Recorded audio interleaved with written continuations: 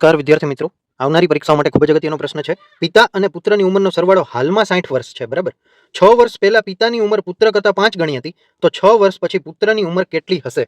હવે અહીંયા એક વસ્તુ તમે વિચારો કે હાલની ઉંમરનો સરવાળો કેટલો છે? 60. તો 6 વર્ષ પહેલા એટલે -6 પિતાનાય કરવાના અને -6 પુત્રનાય, એટલે ટોટલ 12 માઇનસ કરીએ એટલે 60 માંથી 10 જાય તો 50 અને 2 બીજા જાય એટલે 48. એટલે 6 વર્ષ પહેલા બેયનો સરવાળો 48 હતો, બરાબર. હવે આ 48 ને આપણે ભાગી નાખી, કેમ કે 6 વર્ષ પહેલા પિતાની ઉંમર 5 ગણી હતી પુત્ર કરતા, એટલે 6 વર્ષ પહેલા પિતાની ઉંમર 5 ગણી હતી, એટલે 5 ભાગ પિતાના હતા, બરાબર, અને 1 ભાગ પુત્રનો હતો, એટલે 6 વડે ભાગવાનું થશે. 5 ને 1 6, એટલે 48 ભાગ્યા 6 કરી આપણે, બરાબર, એટલે જવાબ આવશે 8, બરાબર.